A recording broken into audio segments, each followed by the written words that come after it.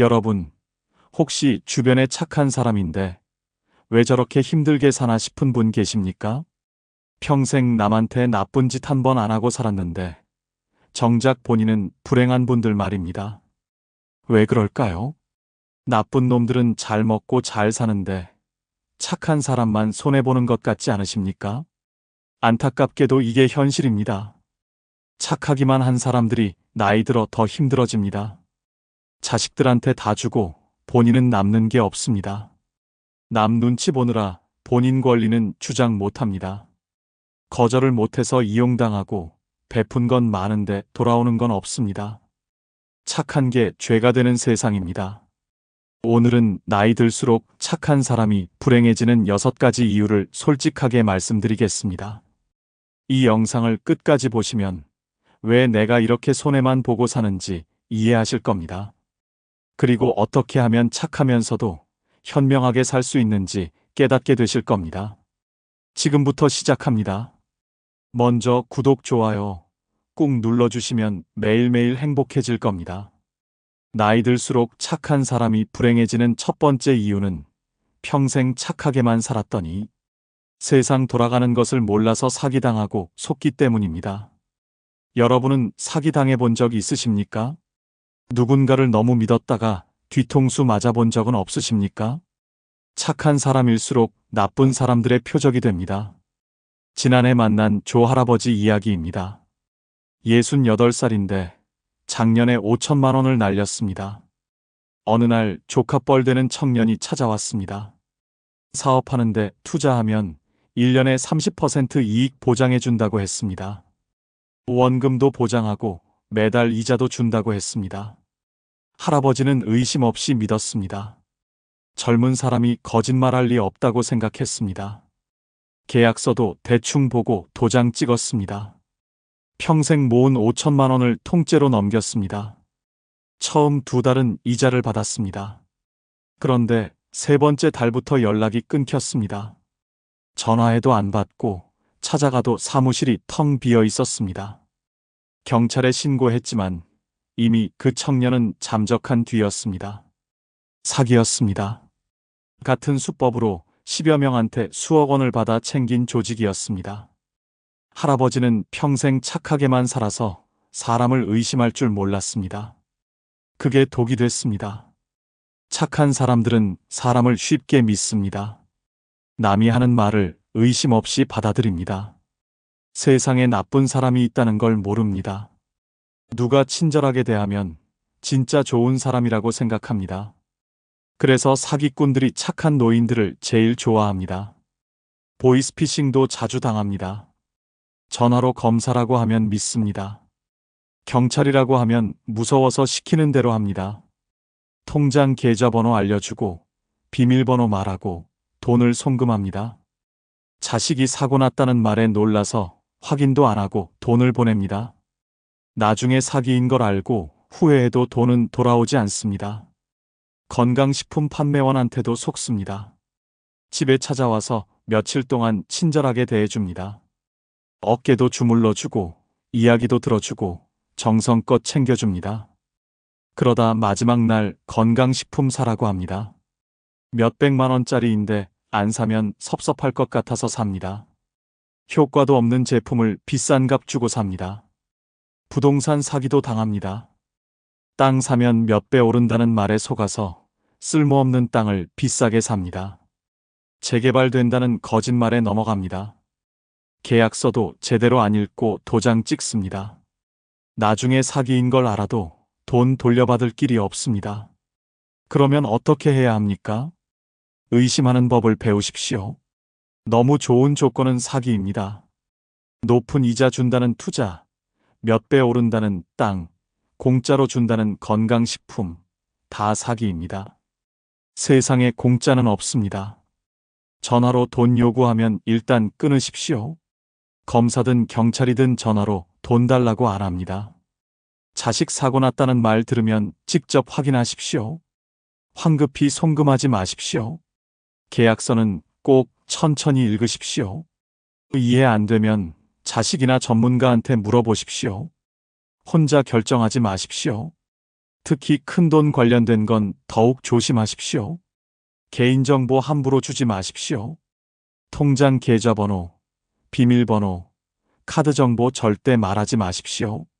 누가 친절하게 도와준다고 해도 핸드폰이나 카드 넘기지 마십시오.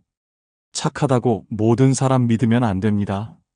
세상에는 노인들 상대로 사기치는 나쁜 사람들이 많습니다.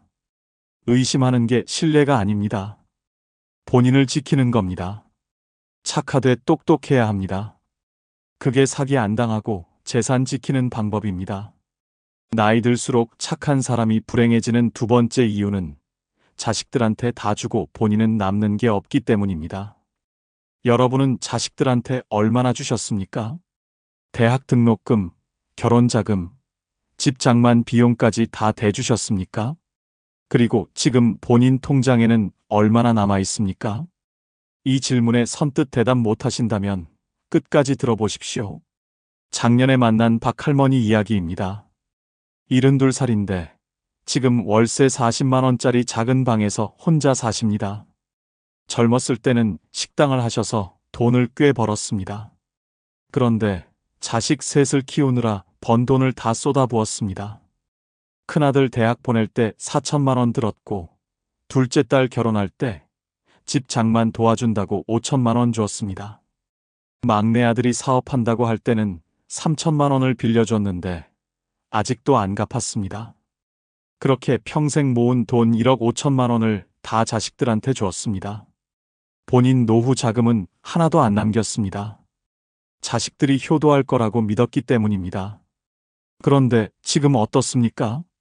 큰아들은 대출 갚느라 바쁘고 둘째 딸은 시댁 눈치 보느라 친정엄마 못 챙깁니다. 막내 아들은 사업 망해서 연락도 안 됩니다. 명절 때 만나면 10만 원씩 용돈 주는 게 전부입니다. 박할머니는 기초연금 30만 원으로 월세 내고 살아갑니다. 밥도 하루 두 끼만 먹고 병원도 못 갑니다. 자식들한테 다 주지 말고 반이라도 남겨뒀으면 지금 이렇게 안 살았을 텐데 후회해도 소용없습니다. 착한 부모들은 자식이 힘들다고 하면 못 이깁니다. 본인이 굶어도 자식한테 줍니다. 노후 자금 모아뒀다가도 자식이 돈 달라면 다 줘버립니다. 나중에 돌려받을 거라고 생각하지만 안 돌아옵니다.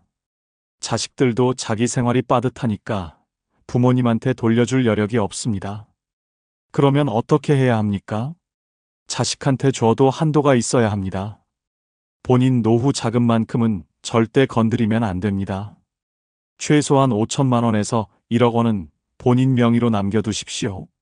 이 돈은 자식들한테 보여주지도 말고 말하지도 마십시오. 나중에 본인이 아프거나 생활이 힘들 때 쓸 비상금입니다. 자식들이 불쌍해 보여도 냉정해야 합니다. 20 넘으면 어른입니다. 본인이 알아서 살아야 합니다. 부모가 평생 책임질 수 없습니다.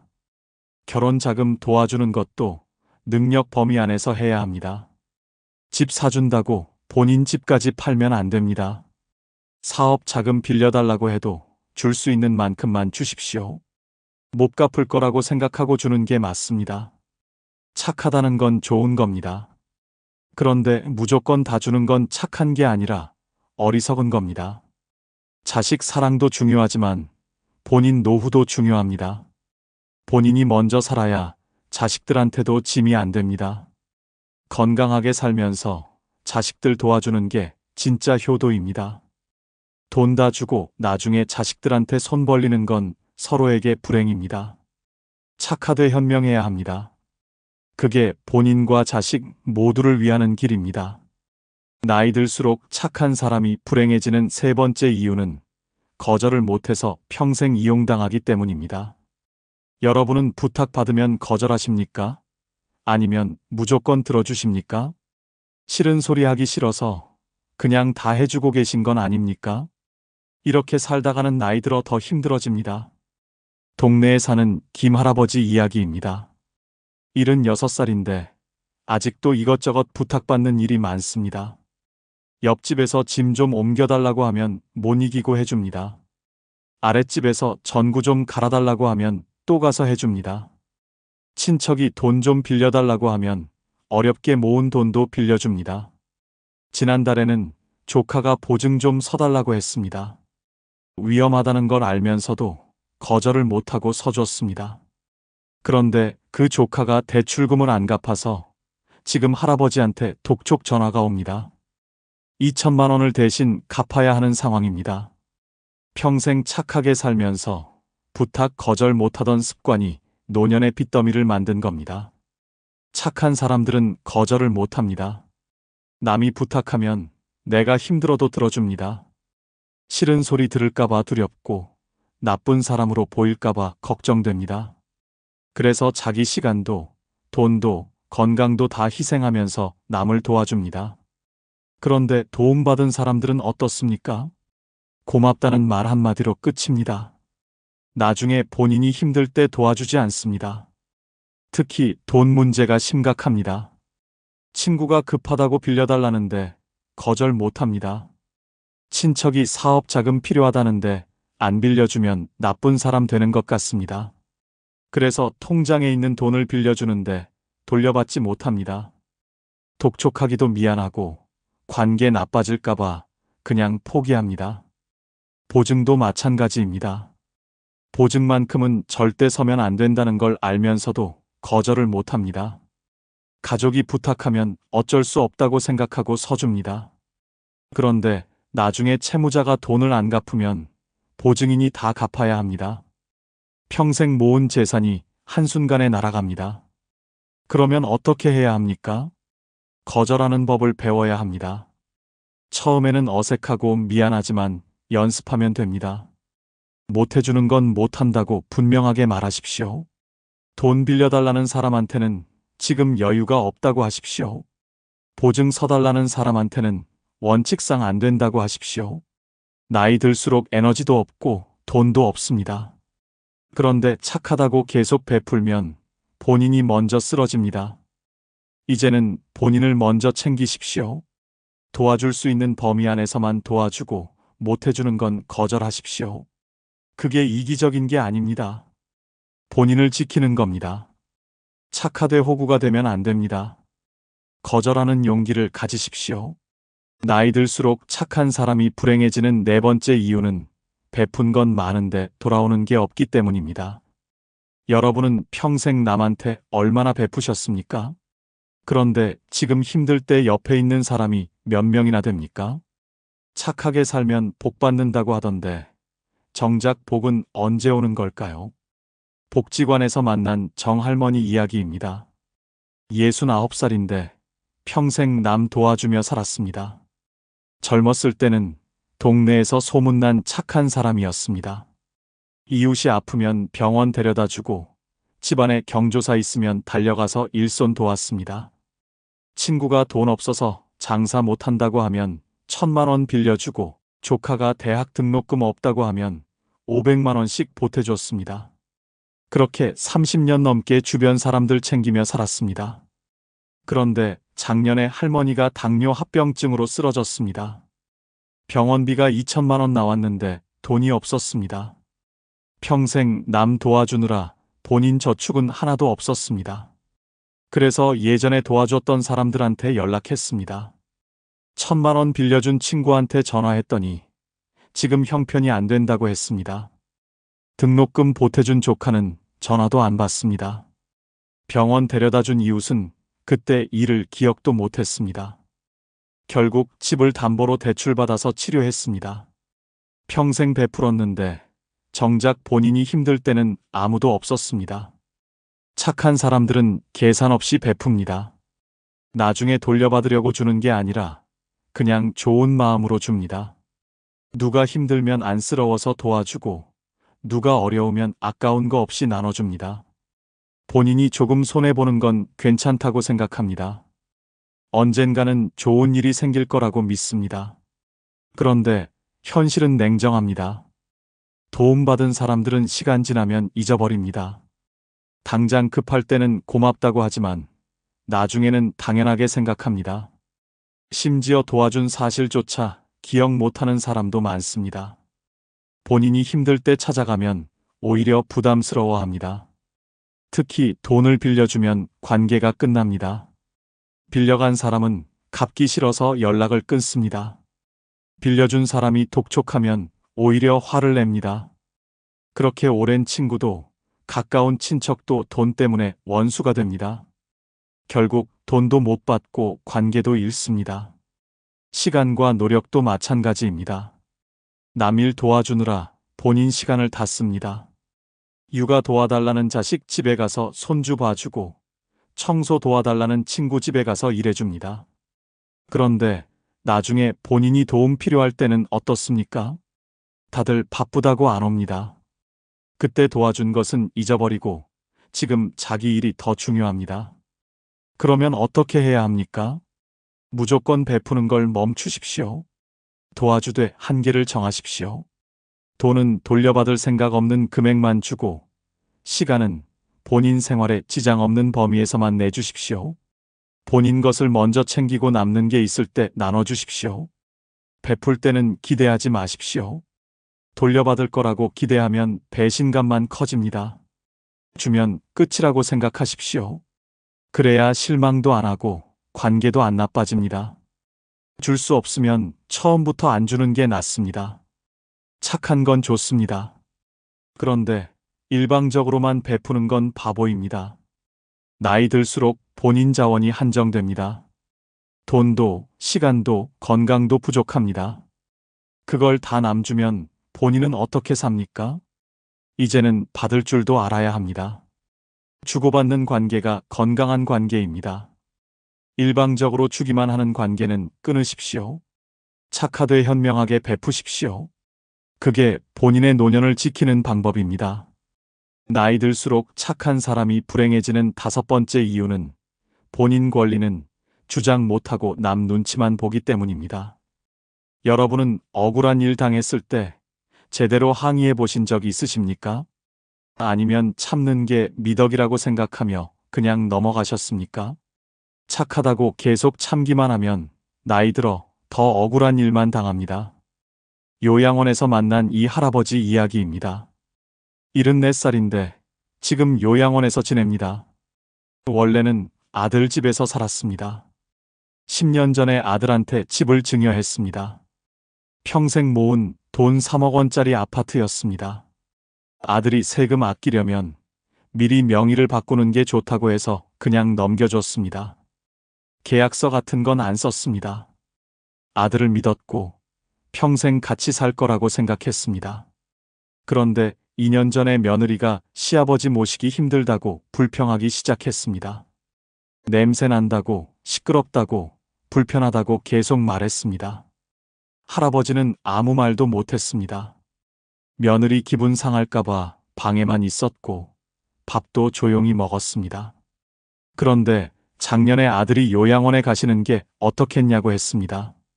할아버지는 가기 싫었지만 거절 못했습니다. 아들 부부가 힘들어하는데 내가 뭐라고 할 수 있겠냐고 생각했습니다. 결국 지금 요양원에 있습니다. 본인 명의 집도 없고 갈 곳도 없습니다. 그때 제대로 권리를 주장했으면 이렇게 안 됐을 텐데 후회해도 소용없습니다. 착한 사람들은 본인 권리를 주장하지 못합니다. 내 것을 달라고 하는 게 부끄럽고 억울한 일을 따지는 게 민망합니다. 참는 게 미덕이라고 배워서 평생 그렇게 살았습니다. 남하고 싸우는 것도 싫고 나쁜 사람으로 보이는 것도 싫어서 그냥 넘어갑니다. 자식들한테도 마찬가지입니다. 용돈 달라는 말을 못합니다. 자식들 눈치가 보여서 입이 안 떨어집니다. 생활비가 부족해도 참고 병원비가 없어도 말 못합니다. 명절에 10만 원 받으면 감사하다고 하고 그것도 안 주면 괜찮다고 합니다. 본인이 키워준 자식인데 정작 도움 청하는 건 못합니다. 며느리나 사위한테는 더 조심합니다. 한마디라도 잘못하면 아들이나 딸한테 불평할까봐 두렵습니다. 불편한 것도 참고 서운한 것도 삭힙니다. 손주 봐달라고 하면 힘들어도 봐주고 집안일 도와달라고 하면 아파도 합니다. 거절하면 관계가 나빠질까봐 무조건 들어줍니다. 돈 문제도 제대로 못 챙깁니다. 빌려준 돈 돌려달라는 말을 못합니다. 약속한 날짜가 지나도 독촉 못하고 기다립니다. 상대방이 불편해할까봐 그냥 포기합니다. 본인 돈인데도 돌려달라는 말이 미안합니다. 관공서나 병원에서도 마찬가지입니다. 직원이 불친절해도 참습니다. 의사가 대충 진료해도 뭐라고 못합니다. 민원 넣는 것도 부담스럽고 따지는 것도 창피합니다. 그래서 본인만 손해보고 억울해합니다. 그러면 어떻게 해야 합니까? 본인 권리를 당당하게 주장하십시오. 내 것은 내 거라고 말하십시오. 빌려준 돈은 정해진 날짜에 돌려달라고 하십시오. 약속 안 지키면 법적 조치도 할 수 있다고 분명히 하십시오. 자식들한테도 필요한 건 말하십시오. 생활비가 부족하면 도와달라고 하십시오. 병원비가 필요하면 요청하십시오. 본인이 키운 자식입니다. 도움 청하는 게 부끄러운 일이 아닙니다. 오히려 참다가 병 키우는 게 더 큰 부담입니다. 불편한 것도 말하십시오. 요양원 가기 싫으면 싫다고 하십시오. 함께 살고 싶으면 그렇게 말하십시오. 본인 의견을 표현하는 게 이기적인 게 아닙니다. 당연한 권리입니다. 착한 게 나쁜 건 아닙니다. 그런데 본인 권리까지 포기하면 안 됩니다. 나이 들수록 목소리를 내야 합니다. 참기만 하면 아무도 신경 안 씁니다. 말해야 알고 주장해야 지킬 수 있습니다. 착하되 당당하십시오. 그게 존중받는 노년을 사는 방법입니다. 나이 들수록 착한 사람이 불행해지는 6번째 이유는 자기 자신은 돌보지 않고 남만 챙기다가 건강을 잃기 때문입니다. 여러분은 본인 건강 챙기십니까? 아니면 남 챙기느라 본인은 뒷전입니까? 병원 갈 시간도 아까워서 남일 도와주고 계신 건 아닙니까? 건강 잃으면 모든 게 끝입니다. 경로당에서 만난 최할머니 이야기입니다. 71살인데 지금 무릎과 허리가 너무 아파서 제대로 걷지도 못합니다. 젊었을 때부터 남 돌보는 일만 했습니다. 시어머니 10년 간병했고 시아버지도 5년 모셨습니다. 자식들 키우면서 손주까지 5명 키웠습니다. 아침 일찍 일어나 밥하고 빨래하고 청소하고 아이들 학교 보내고 그러다 보면 하루가 갔습니다. 허리가 아파도 참았고 무릎이 아파도 병원 갈 시간이 없었습니다. 건강검진 통지서가 와도 손주 봐야 한다고 안 갔습니다. 약 먹으라는데도 귀찮다고 안 먹었습니다. 그렇게 10년을 버텼는데 작년에 쓰러졌습니다. 디스크가 심해져서 수술받아야 한다고 했습니다. 무릎 연골도 다 닳아서 인공관절 넣어야 한다고 했습니다. 수술비만 2천만 원 넘게 들었습니다. 지금은 거동도 불편해서 남 돌보기는커녕 본인이 도움받아야 합니다. 그때 건강 챙겼으면 이렇게까지 안 됐을 텐데 후회해도 늦었습니다. 착한 사람들은 자기 몸을 혹사합니다. 남 돌보느라 본인 건강은 신경 안 씁니다.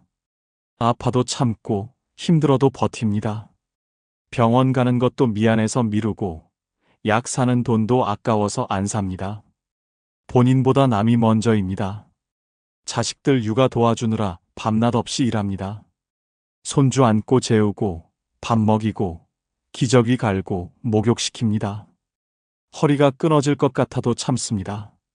자식들 편하게 해주려고 본인이 고생합니다. 그러다 디스크 오고 관절염 생기고 혈압 올라갑니다. 시부모나 부모 간병하느라 몇 년을 고생합니다. 대소변 받아내고 씻기고 식사 도와주고 약 챙기고 병원 데려갑니다. 하루도 쉬지 못하고 몇 년씩 합니다. 본인 건강검진도 못 가고 아파도 참습니다. 간병하다가 본인이 먼저 쓰러지는 경우가 많습니다. 집안일도 혼자 다 합니다. 청소하고 빨래하고 밥하고 설거지하고 장보고 쉴 시간이 없습니다. 명절 때는 더 심합니다. 며칠 동안 주방에서 음식 만들고 손님 치르고 설거지하다 보면 다리가 퉁퉁 붓습니다. 그래도 참습니다. 가족들 편하게 해주려고 본인이 희생합니다. 식사도 제대로 못합니다. 남 먹이느라 본인은 대충 먹습니다. 좋은 반찬은 다 자식들 주고 본인은 김치에 밥 먹습니다. 영양 부족으로 빈혈 오고 골다공증 생기고 면역력 떨어집니다. 그러다 병에 걸립니다. 잠도 제대로 못 잡니다. 밤에 손주 울면 일어나서 달래주고 아픈 사람 있으면 옆에서 간호합니다. 수면 부족으로 만성 피로에 시달리고 기억력도 떨어지고 우울증도 옵니다. 그러면 어떻게 해야 합니까? 본인을 먼저 챙기십시오. 건강검진 통지서 오면 꼭 가십시오. 아프면 바로 병원 가십시오. 참다가 병 키우는 게 나중에 더 큰 부담입니다. 조기에 발견하면 치료도 쉽고 비용도 적게 듭니다. 약 먹으라는 거 꼭 드십시오. 고혈압약, 당뇨약, 관절약 귀찮아도 챙겨 먹으십시오. 지금 약값 아끼려다 나중에 큰 병 오면 몇 천만 원 듭니다. 착한 게 나쁜 건 아닙니다. 그런데 본인 건강까지 희생하면 안 됩니다. 건강 잃으면 아무것도 할 수 없습니다. 남 돌보는 것도 본인이 건강해야 가능합니다. 본인을 먼저 사랑하십시오. 그게 진짜 착한 겁니다. 마지막으로 좋아요 한번 눌러주시면 내일도 행복하실 겁니다. 늙으면 돈이 전부일까요? 아니면 건강이 최고일까요? 솔직히 말씀드리겠습니다. 나이 들수록 돈은 단순한 숫자가 아닙니다. 병원에 갈 때마다 쌓이는 진료비, 자녀들에게 짐이 되지 않으려는 마음, 갑자기 목돈이 필요한 순간들을 겪으면서 깨닫게 됩니다. 경제적 여유가 있어야 존중받고 선택의 자유를 누릴 수 있다는 사실을 말입니다. 주변을 둘러보십시오. 돈이 있는 어르신과 없는 어르신의 삶은 확연히 다릅니다. 이것은 냉정한 현실입니다. 하지만 절망하실 필요는 없습니다. 지금부터 말씀드리는 6가지 이유를 이해하시면 노후 자금 관리의 중요성을 제대로 깨닫고 현명한 준비를 시작하실 수 있습니다. 여러분의 노후가 존엄하고 행복하길 바라는 마음에서 진심을 담아 준비했습니다. 함께 알아보시겠습니다. 먼저 좋아요 눌러주시면 복 받으실 겁니다. 늙어서 돈이 권력이고 최고인 첫 번째 이유는 의료비 부담에서 자유로워지기 때문입니다. 여러분은 최근 병원비가 얼마나 나왔는지 기억하십니까? 나이가 들수록 몸은 정직합니다. 무릎이 아프고 허리가 쑤시고 혈압약에 당뇨약까지 먹어야 하는 현실과 마주하게 됩니다. 문제는 이런 질병들이 한두 달 치료하고 끝나는 것이 아니라는 점입니다. 평생 관리해야 하는 만성질환이 대부분입니다. 돈이 있으면 아플 때 주저하지 않고 병원에 갈 수 있습니다. 검사가 필요하다고 하면 바로 받을 수 있습니다. 수술이 필요하다면 망설임 없이 결정할 수 있습니다. 하지만 돈이 없다면 어떻습니까? 통증을 참으면서 병원 가는 것을 미루게 됩니다. 검사비가 부담되어 꼭 필요한 검사도 건너뛰게 됩니다. 결국 병은 더 악화되고 나중에는 더 큰 돈이 들어갑니다. 통계청 자료에 따르면 65세 이상 노인 가구의 월 평균 의료비 지출액은 25만 원이 넘습니다.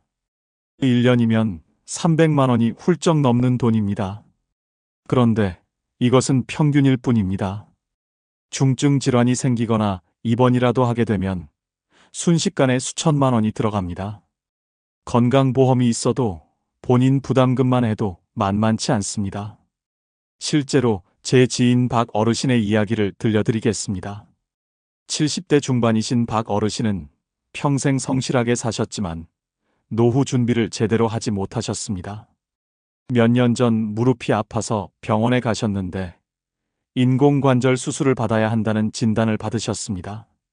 수술비가 1,000만 원이 넘게 나온다는 말에 박 어르신은 수술을 포기하셨습니다. 진통제로 버티면서 몇 년을 고통 속에 사셨습니다. 걷는 것조차 힘들어지셨고 집 밖 출입도 거의 하지 못하셨습니다. 결국 우울증까지 찾아왔습니다. 돈이 없어서 건강을 잃고 건강을 잃으니 삶의 질까지 무너진 것입니다. 반대로 경제적 여유가 있는 분들은 어떻습니까? 정기검진을 빠짐없이 받고 조기에 질병을 발견하여 치료합니다. 좋은 약을 쓰고 필요하면 상급병원에서 최고의 의료진에게 진료를 받습니다. 건강을 지킬 수 있는 선택권을 가지고 있다는 것. 이것이 바로 돈의 힘입니다.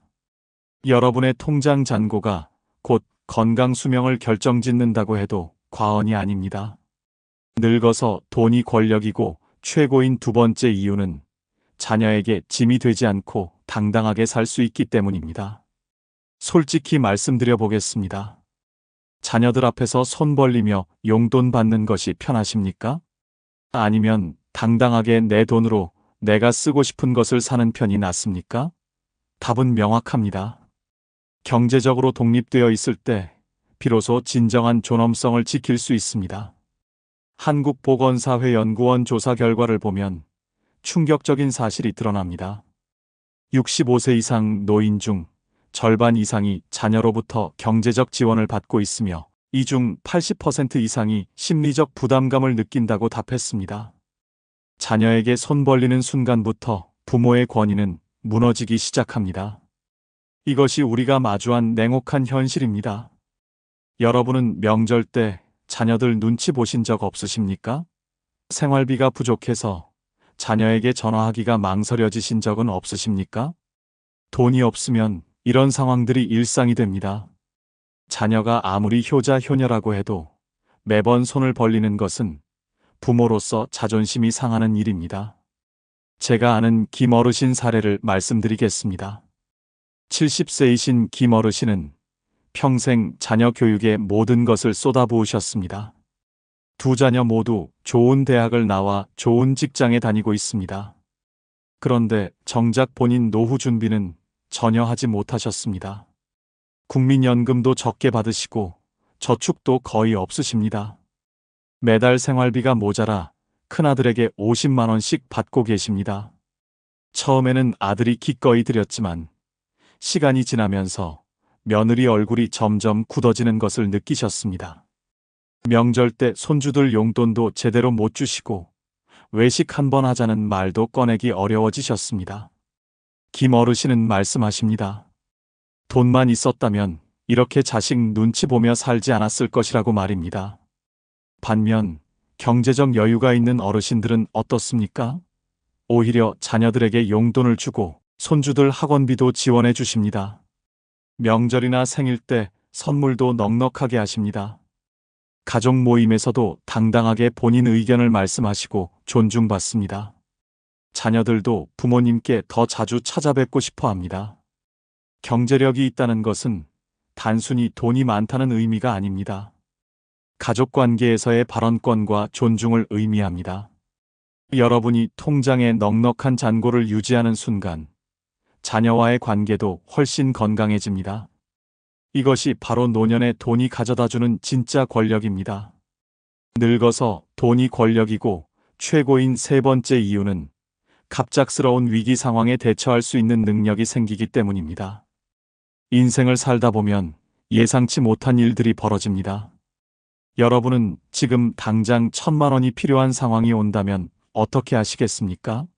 집이 갑자기 고장 나거나 배우자가 급하게 입원하거나 사기를 당하는 등의 위급한 순간이 찾아올 수 있습니다.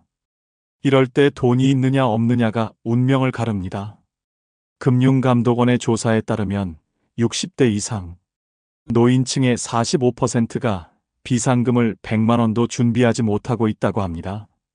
절반 가까운 어르신들이 갑작스러운 위기에 속수무책으로 당할 수밖에 없는 상황인 것입니다.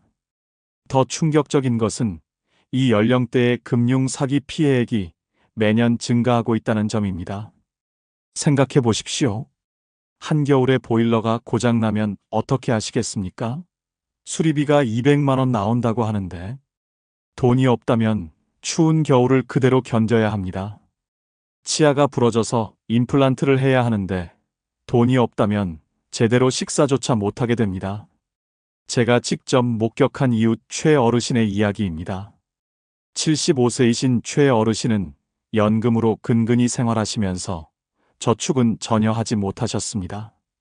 작년 여름 태풍이 지나간 후 낡은 집 지붕에서 비가 새기 시작했습니다. 수리 견적을 받아보니 500만 원이 필요하다고 했습니다. 최 어르신은 그 돈이 없어서 비닐과 양동이로 임시 방편을 하셨습니다. 비 오는 날이면 집안 곳곳에 물이 떨어져 밤잠을 설치셨고 습기 때문에 건강도 나빠지셨습니다. 결국 이듬해 봄까지 그 고통을 견디셔야 했습니다. 자녀들에게 손 벌리기도 미안하고 대출받을 신용도 안 되는 상황이었습니다. 돈만 있었다면 즉시 해결했을 문제를 몇 달이나 고통스럽게 버티셔야 했던 것입니다. 요즘 같은 세상에는 보이스피싱이나 각종 사기도 조심해야 합니다. 만약 사기를 당했을 때 여유 자금이 있다면 그나마 생활이 유지됩니다. 하지만 가진 돈이 전부였다면 하루아침에 길거리로 내몰릴 수도 있습니다. 돈은 이런 위기의 순간에 여러분을 지켜주는 방패막이가 됩니다.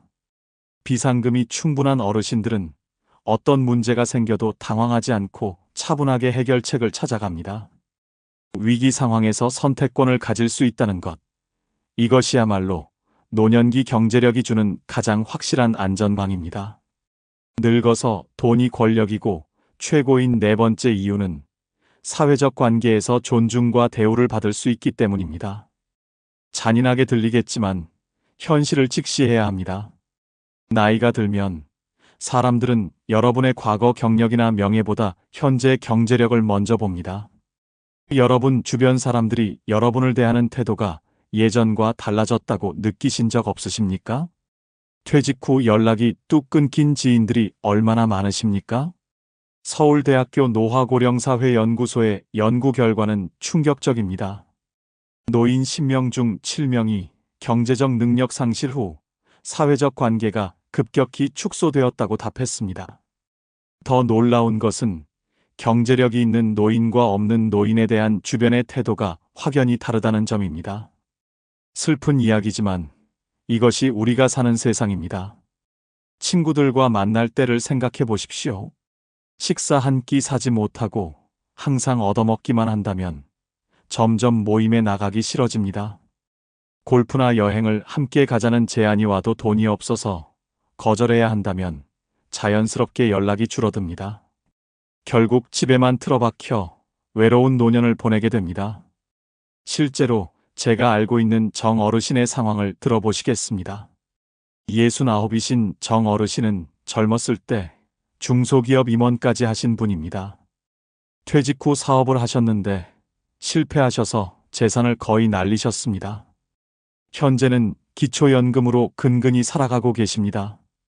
예전 동료들이 모임을 갖자고 연락이 왔지만 정 어르신은 매번 핑계를 대고 거절하십니다. 회비가 부담스럽고 다른 친구들이 해외여행 이야기나 골프 이야기를 할 때 끼어들 수가 없기 때문입니다.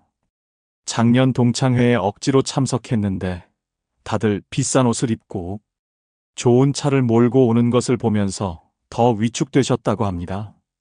식사 후 2차 가자는 제안에도 돈이 없어서 먼저 일어나셨습니다.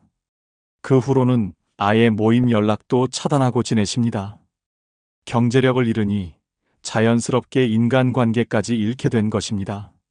하지만 경제적 여유가 있는 어르신들은 완전히 다른 삶을 사십니다. 식사 한턱 내고 여행도 함께 다니고 취미 생활도 활발하게 하십니다. 주변에 사람들이 자연스럽게 모여들고 존중받는 위치를 유지하십니다. 동창회나 모임에서도 당당하게 본인 의견을 말씀하시고 리더 역할을 하십니다. 손주들이 할아버지 할머니 만나는 것을 좋아하고 이웃들도 반갑게 인사합니다. 돈이 있다는 것은 단순히 물질적 풍요만을 의미하지 않습니다. 사람들 사이에서 당당하게 설 수 있는 힘을 의미합니다. 여러분의 경제력이 곧 여러분의 사회적 위치를 결정짓는다는 사실을 기억하십시오. 늙어서 돈이 권력이고 최고인 5번째 이유는 삶의 선택권과 자유를 끝까지 지킬 수 있기 때문입니다. 지금 이 순간 여러분은 하고 싶은 일을 자유롭게 하고 계십니까? 가고 싶은 곳에 마음대로 갈 수 있으십니까? 경제력이 없으면 모든 선택이 제한됩니다. 먹고 싶은 음식도 가격표를 먼저 보게 되고 여행도 꿈꿀 수 없게 됩니다. 심지어 어디서 어떻게 살아갈지조차 스스로 결정하지 못하는 상황에 내몰립니다. 한국노인인력개발원의 최근 조사를 보면 가슴이 아픕니다. 70세 이상 노인 중 62%가 경제적 이유로 원하지 않는 곳에서 원하지 않는 방식으로 살고 있다고 답했습니다. 본인이 살고 싶은 곳에서 원하는 방식대로 살 자유조차 없는 것입니다. 이보다 더 슬픈 노년이 어디 있겠습니까? 여러분이 만약 요양원에 가야 하는 상황이 온다면 어떻게 하시겠습니까? 돈이 있으면 깨끗하고 좋은 시설을 선택할 수 있습니다. 하지만 돈이 없다면 선택권 없이 정부 지원 시설에 배정받아야 합니다.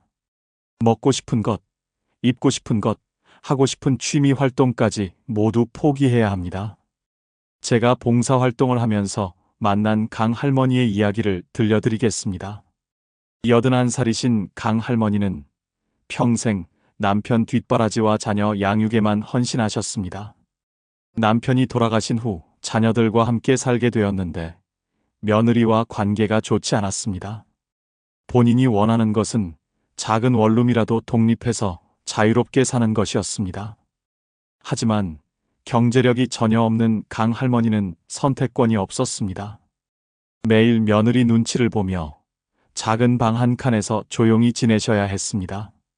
친구들 만나러 나가고 싶어도 교통비가 부담되어 자주 나가지 못하셨습니다. 좋아하던 화초 가꾸기도 성당 활동도 모두 포기하셨습니다. 강 할머니는 눈물을 글썽이며 말씀하셨습니다. 젊었을 때 내 앞가림이라도 할 만큼 돈을 모아놨더라면 이렇게 눈치 보며 살지는 않았을 거라고 말입니다. 자유를 잃은 노년이 얼마나 비참한지 보여주는 사례입니다. 반대로 경제적 자립이 된 어르신들은 어떻습니까? 혼자 살고 싶으면 혼자 살고 자녀와 함께 살고 싶으면 함께 삽니다. 여행 가고 싶을 때 가고 배우고 싶은 것이 있으면 배웁니다. 맛있는 음식도 마음껏 드시고 문화생활도 즐기십니다. 아프면 좋은 병원 가고 필요하면 간병인도 쓰십니다. 인생의 마지막까지 본인이 주인으로 살아갈 수 있습니다. 이것이 바로 진정한 자유입니다. 돈이 있어야 선택할 수 있고 선택할 수 있어야 존엄한 삶을 살 수 있습니다. 여러분의 노후 자금은 단순한 돈이 아닙니다. 여러분의 자유와 존엄성 그 자체입니다. 지금이라도 늦지 않았으니 노후를 위한 경제적 준비를 시작하십시오. 늙어서 돈이 권력이고 최고인 6번째 이유는 생의 마지막 순간까지 품위를 지키며 떠날 수 있기 때문입니다. 누구나 인생의 마지막을 맞이합니다. 그런데 여러분은 어떤 모습으로 생을 마감하고 싶으십니까?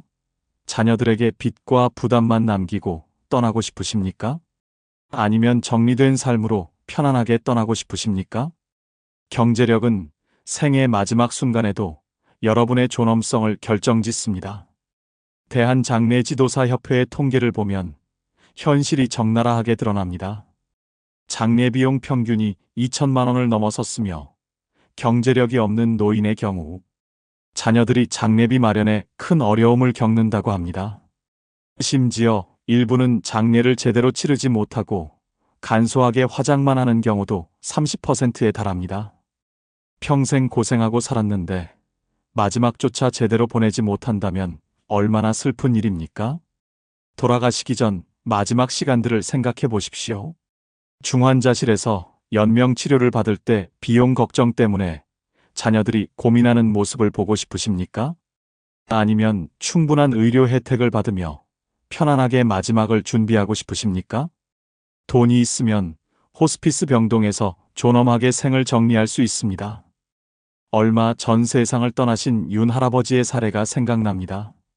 85이셨던 윤 할아버지는 평생 성실하게 사셨지만 노후 준비를 거의 하지 못하셨습니다. 암 판정을 받으시고 병원비가 걱정되어 적극적인 치료를 포기하셨습니다. 자녀들이 치료받으시라고 권했지만 윤 할아버지는 완강히 거절하셨습니다.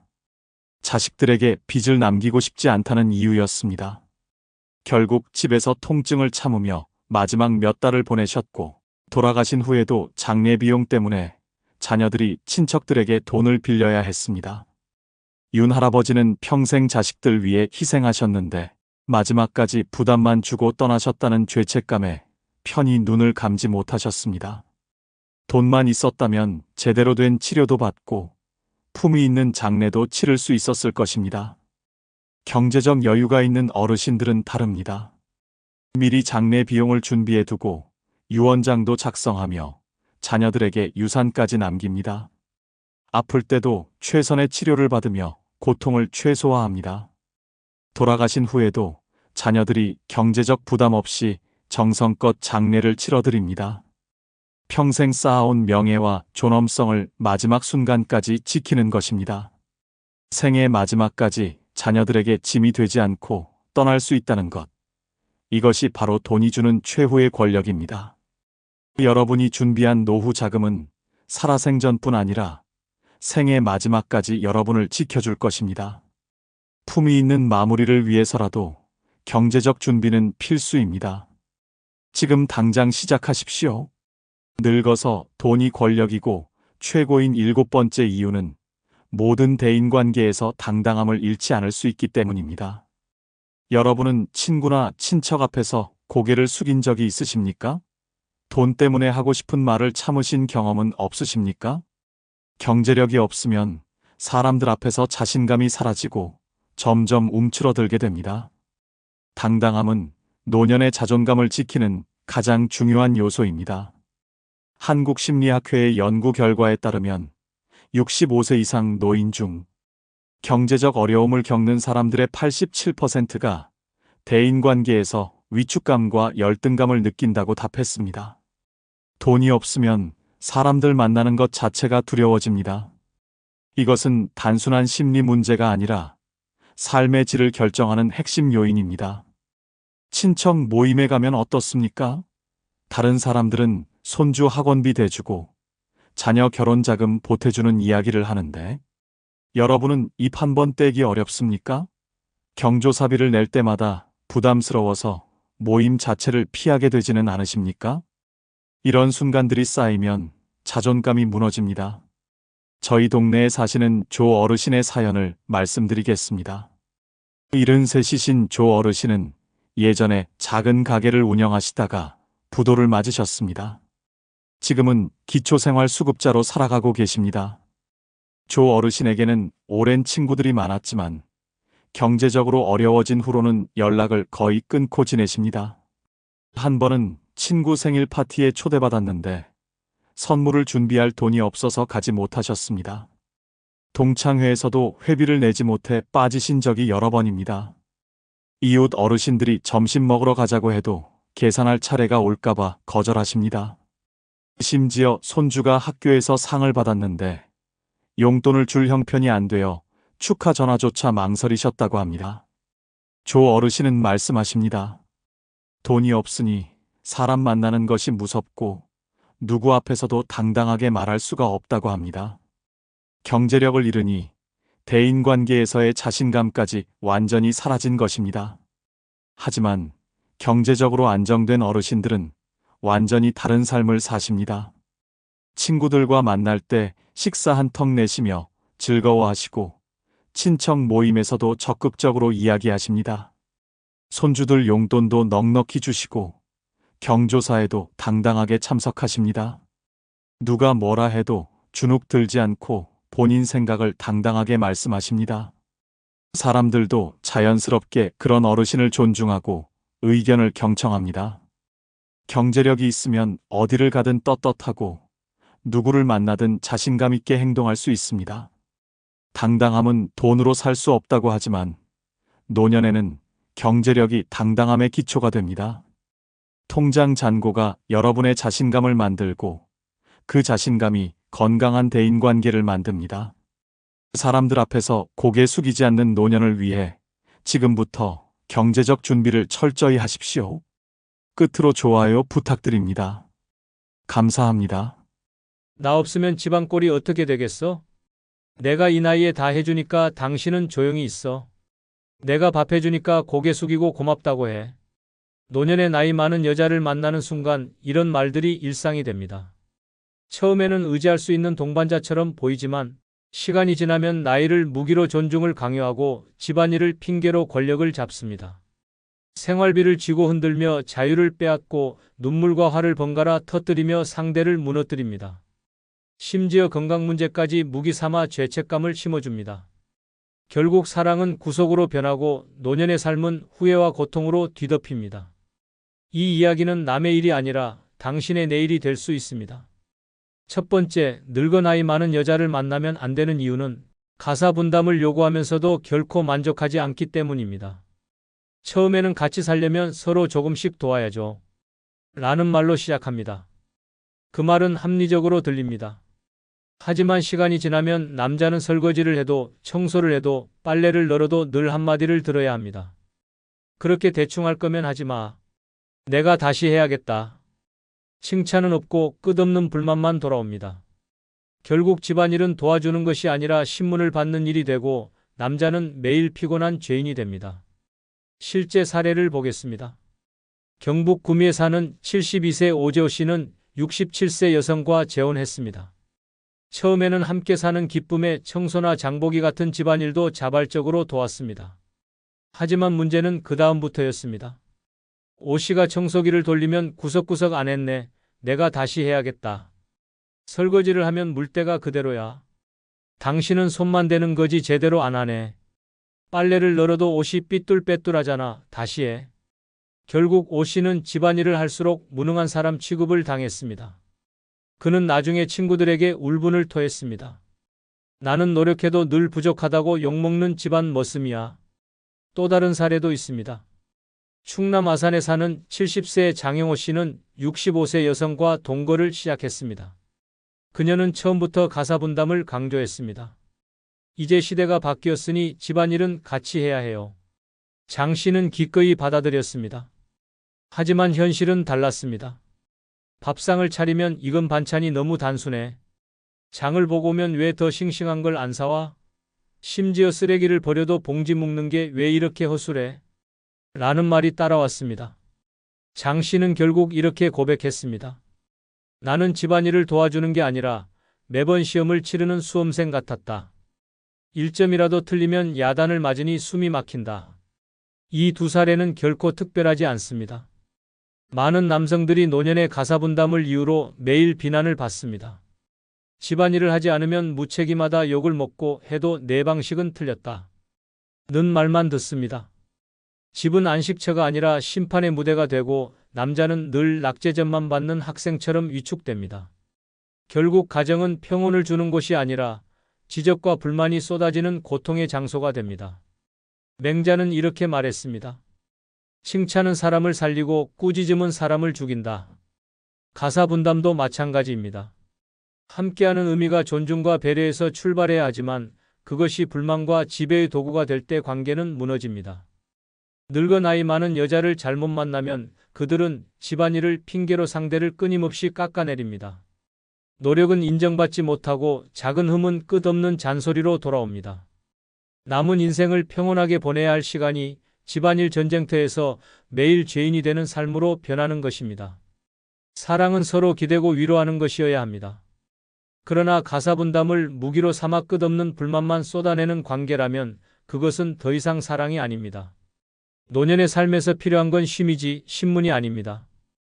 결국 늙어 나이 많은 여자를 잘못 만나면 당신의 노년은 따뜻한 밥상보다 차가운 불만으로 가득 차게 됩니다. 남는 것은 사랑이 아니라 상처뿐입니다. 두 번째, 늙어 나이 많은 여자를 만나면 안 되는 이유는 결국 사랑보다 조건을 먼저 따지기 때문입니다. 겉으로는 외로워서 의지할 사람이 필요해서라는 말로 접근하지만 속을 들여다보면 가장 먼저 묻는 건 돈과 집, 연금과 재산입니다. 사랑은 핑계일 뿐 조건이 만족스럽지 않으면 언제든 마음은 식고 태도는 달라집니다. 노년에 기대야 할 평온은 사라지고 남는 건 조건 앞에 무력해지는 씁쓸한 현실뿐입니다. 실제 사례를 보겠습니다. 경기도 부천에 사는 72세 이정호 씨는 아내와 사별한 후 지인의 소개로 65세 여성과 만났습니다. 처음에는 다정했습니다. 앞으로 남은 세월 서로 의지하며 살자. 라는 말이 마음을 움직였습니다. 하지만 만남이 깊어질수록 그녀의 질문은 달라졌습니다. 연금은 얼마나 나오세요? 집은 본인 소유예요? 혹시 자식들이랑 재산 문제로 다투는 건 없겠죠? 이 질문이 반복되자 이 씨는 불편했지만 외로움에 마음을 닫지 못했습니다. 결국 결혼했지만 그 후의 삶은 지옥이었습니다. 그녀는 생활비 사용을 철저히 통제하며 늘 말했습니다. 내가 조건을 보고 결혼했으니 당신은 책임져야 해요. 이 씨는 사랑받는 남편이 아니라 조건 때문에 선택된 지갑에 불과했습니다. 그는 한숨을 내쉬며 이렇게 토로했습니다. 내 옆에 있는 건 아내가 아니라 내 통장이다. 또 다른 사례는 대구에 사는 70세 박영수 씨의 이야기입니다.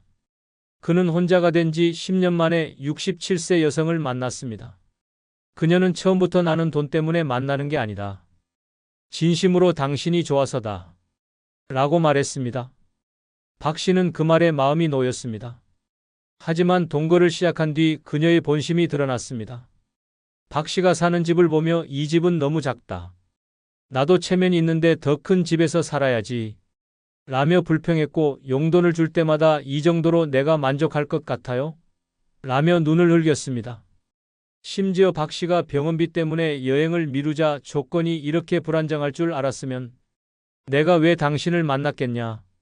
라는 말까지 했습니다. 결국 그는 눈물을 삼키며 주변에 털어놓았습니다. 나는 사람을 만난 게 아니라 조건을 거래한 것뿐이었다. 이 두 사례는 결코 예외가 아닙니다. 나이 많은 여자가 결국 따지는 건 마음이 아니라 조건입니다. 연금은 얼마나 되는지, 집은 누구 명의인지, 자식들과 재산 문제는 없는지. 그 조건이 마음에 들면 달콤한 사랑의 말이 이어지지만 조건이 기대에 못 미치면 냉정한 말로 상처를 남깁니다. 남자는 매일 시험대 위에 오른 듯 검증당하며 결국 스스로도 초라한 존재로 느껴지게 됩니다. 맹자는 말했습니다. 이익을 좇는 자는 반드시 관계를 잃는다. 사랑이 아니라 조건을 우선하는 순간 관계는 이미 깨진 것입니다. 노년에 필요한 건 돈이 아니라 따뜻한 위로이고 조건이 아니라 진심입니다. 그러나 늙어 나이 많은 여자를 잘못 만나면 그 위로와 진심은 존재하지 않습니다. 오직 조건만이 남습니다. 사랑은 서로를 바라보는 눈빛에서 시작되어야 합니다. 하지만 조건이 먼저인 만남은 눈빛이 아니라 통장을 바라봅니다. 결국 남는 건 사랑의 따스함이 아니라 조건의 차가움뿐입니다. 당신의 노년은 거래가 아니라 위로로 채워져야 합니다. 그러나 조건을 먼저 따지는 여자를 만나는 순간 당신의 삶은 사랑이 아니라 철저한 계산서로 끝나버릴 것입니다. 세 번째, 늙어 나이 많은 여자를 만나면 안 되는 이유는 나이 들어 더 까다롭고 예민해지기 때문입니다. 젊을 때는 넘기던 사소한 일들도 나이가 들면 모두 불만의 씨앗이 됩니다. 음식 맛 하나, 집안 분위기 하나에도 예민하게 반응하며 작은 말투에도 상처받았다고 울분을 터뜨립니다. 사랑을 기대했지만 현실은 끝없는 긴장과 불편입니다. 남자는 하루하루 눈치를 보며 살아야 하고 노년의 평온은 산산이 부서집니다. 실제 사례를 보겠습니다. 경기도 의정부에 사는 71세 이정호 씨는 66세 여성과 재혼했습니다.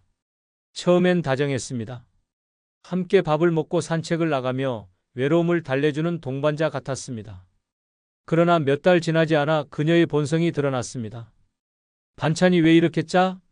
당신은 나 생각 안 해? TV 소리가 너무 크다. 내가 예민한 거 모르냐? 심지어 이 씨가 신문을 읽다 한숨을 쉬자 나를 무시해서 그런 거냐? 라며 따졌습니다. 작은 행동 하나도 불만으로 번졌고 집안 공기는 언제나 살얼음판 같았습니다. 이 씨는 결국 친구에게 이렇게 토로했습니다. 나는 지금 집이 아니라 감옥에 산다. 매일 시험 보는 기분이다. 또 다른 사례는 전남 순천에 사는 73세 박철수 씨의 이야기입니다. 그는 68세 여성과 만났습니다. 처음엔 깔끔하고 세심한 성격이 좋게 느껴졌습니다. 하지만 동거가 시작되자 상황은 달라졌습니다. 밥상을 차리면 젓가락 놓는 위치가 왜 저기냐? 청소기를 돌리면 소리가 너무 시끄럽다. 귀가 아프다. 심지어 옷을 걸어두는 위치까지 문제 삼았습니다. 박 씨가 잠시 소파에 앉아 쉬고 있으면 나는 하루 종일 움직이는데 당신은 왜 저렇게 게으르냐? 라는 말이 쏟아졌습니다. 박 씨는 결국 집에 들어가는 게 두려워졌습니다. 사랑을 얻으려 했지만 돌아온 건 끝없는 불만과 날 선 잔소리뿐이었습니다. 그는 고개를 떨구며 이렇게 말했습니다. 나는 아내에게 사랑받는 남편이 아니라 늘 부족한 죄인일 뿐이다. 이 두 사례는 결코 예외가 아닙니다. 나이가 들수록 사람은 더 보수적이고 예민해집니다.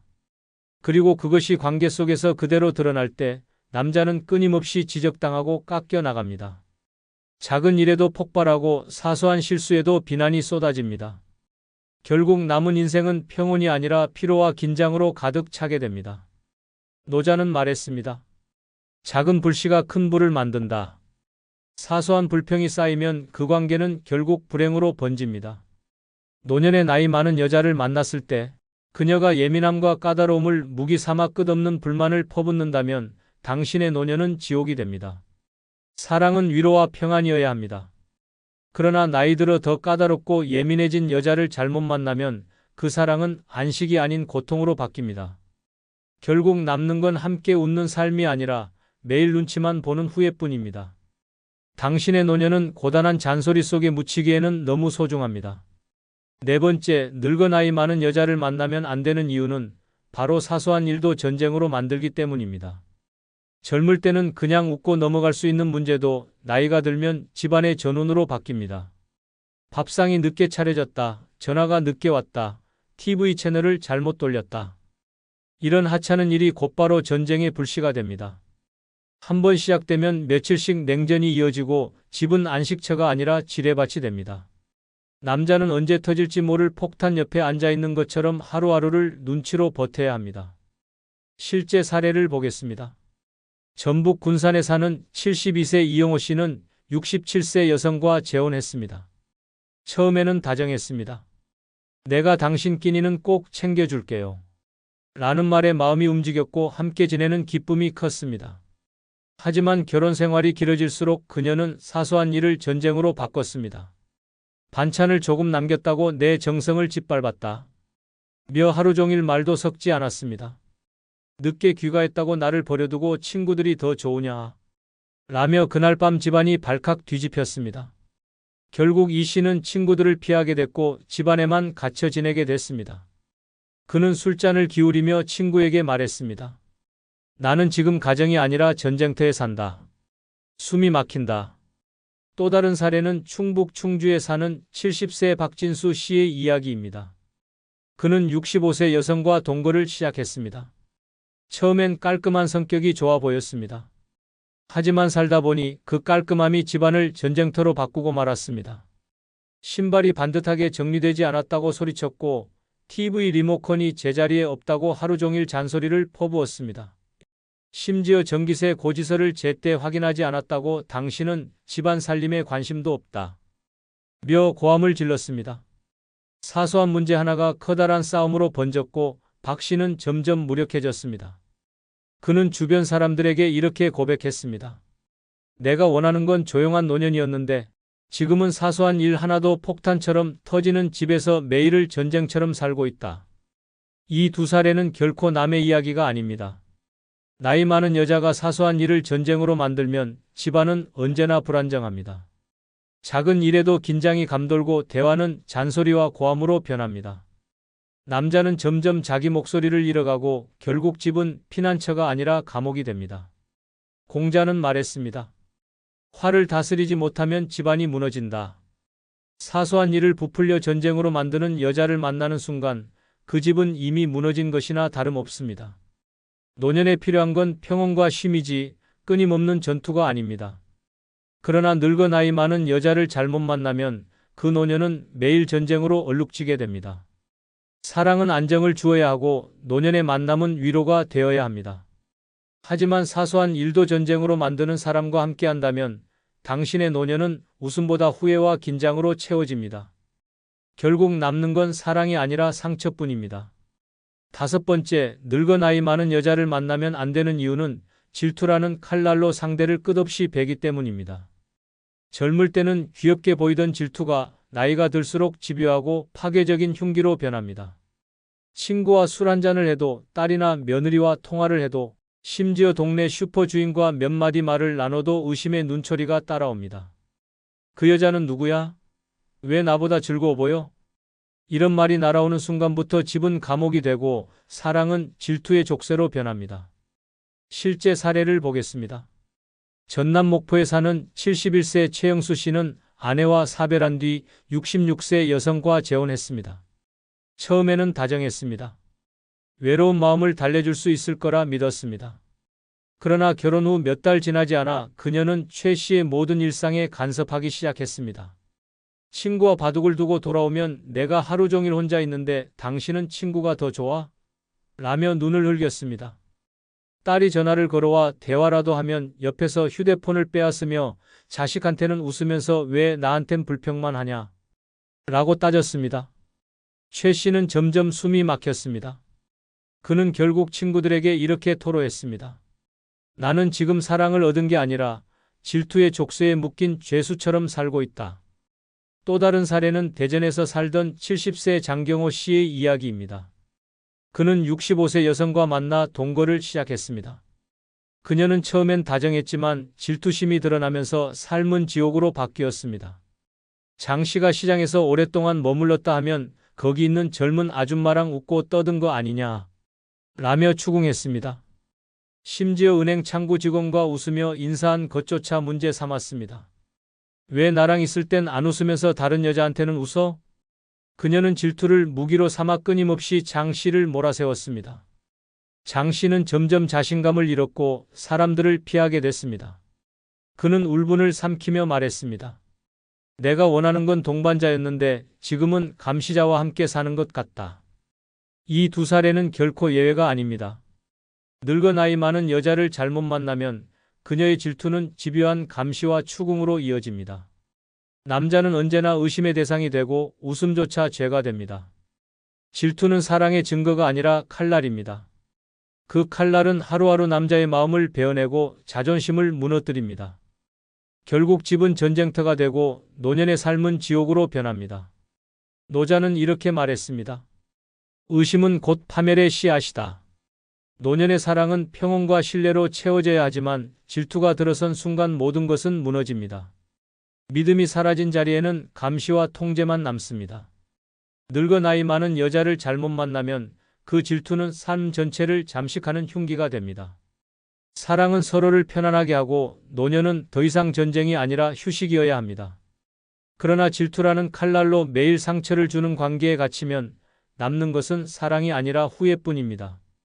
당신의 노년은 감시당하며 질투 속에 사라지기엔 너무나 소중합니다.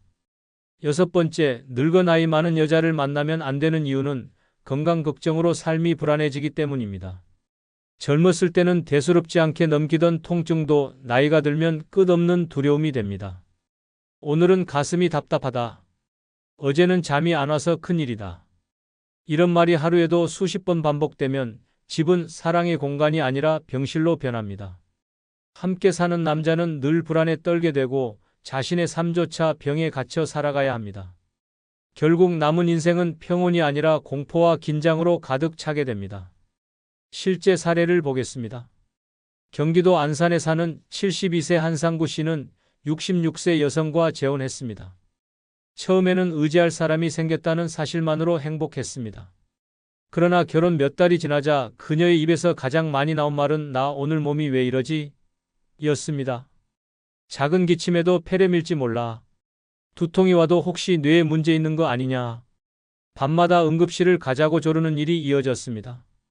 한 씨는 점점 친구들과의 모임을 포기했습니다. 언제든 그녀의 건강 문제가 터질 수 있다는 두려움 때문이었습니다. 그는 결국 이렇게 토로했습니다. 나는 남편이 아니라 개인 주치의, 구급차 기사 같은 삶을 살고 있다. 또 다른 사례는 충남 홍성에 사는 70세 정동수 씨의 이야기입니다. 그는 65세 여성과 동거를 시작했습니다. 그녀는 늘 건강 염려증에 사로잡혀 있었습니다. 장을 보러 가도 이 음식은 나트륨이 많아 먹으면 큰일 나.